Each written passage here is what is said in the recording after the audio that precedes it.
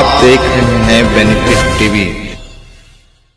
अखिल भारतीय चौहरमल मोर्चा के तत्वाधान में पटना के इस जगजीवन राम संसदीय अध्ययन एवं राजनीतिक शोध संस्थान के सभागार में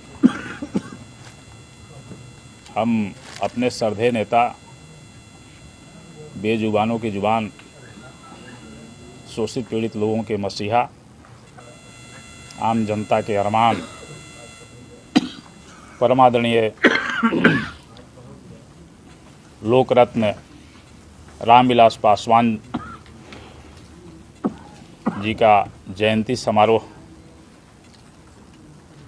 मना रहे हैं। और आज यह मोर्चा उनके जन्मदिन को इस देश के गरीबों के हक, अधिकार, आरक्षण बचाने का संकल्प दिवस के रूप में भी मना रहा है। आज हमारे नेता की कमी खल रही है। हमारे नेता भारत के संविधान के तहत जो गरीबों के, इस देश के SC, ST, OBC माइनॉरिटी के हक अधिकार थे, उनके वे प्रबल समर्थक थे और मुखर चौकीदार थे।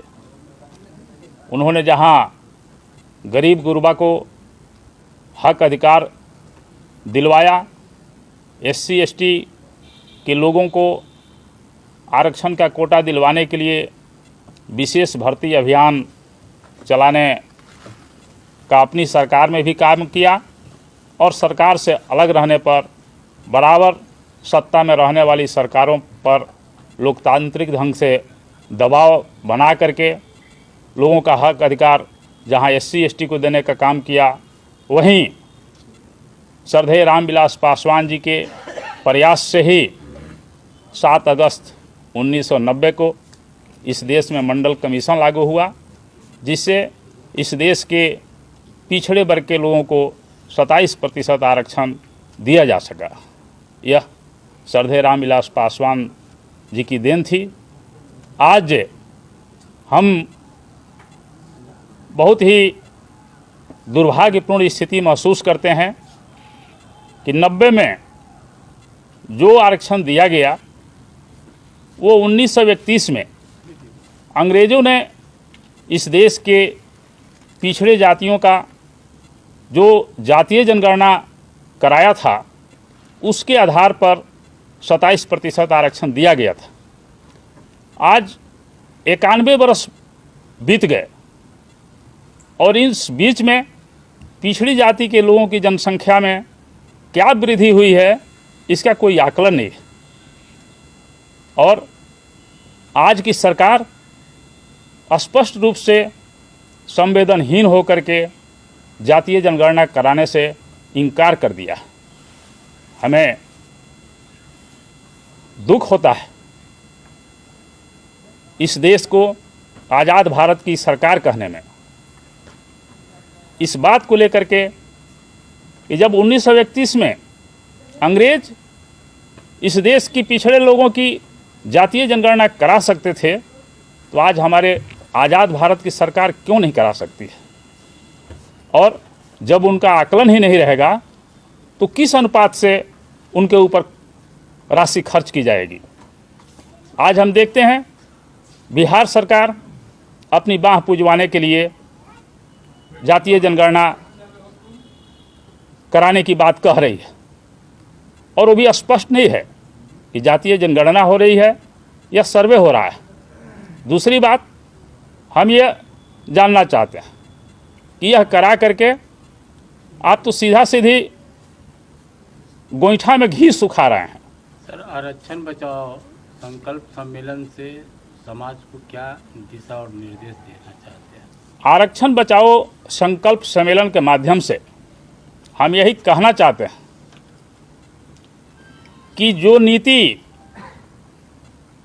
समाज के लिए निर्धारित होगी, जिससे लोगों का हक अधिकार बचेगा, उसी नीति के लिए संघर्ष करने की आवश्यकता है। राज्य सरकार जो जातीय जनगणना करा रही है, क्या इससे भारत सरकार की नीति निर्धारित होगी? तो राज्य सरकार को और यहाँ के विपक्ष को भी यह मोर्चा मांग करता है कि इन लोगों को, केंद्र सरकार को स्पष्ट अल्टीमेटम देना चाहिए कि हर हाल में केंद्र सरकार को पिछड़े वर्गों की जातीय जनगणना करानी होगी, अन्यथा इन लोगों को पार्लियामेंट का वॉकआउट करना चाहिए, बहिष्कार करना चाहिए। क्या आरक्षण जो मैंने मुद्दाएं चल रही है सर, जो अभी जातीय जनगणना का, क्या इस पर जो है कि आप इसका पक्ष या विरोध में हैं, क्या कहना चाहिए?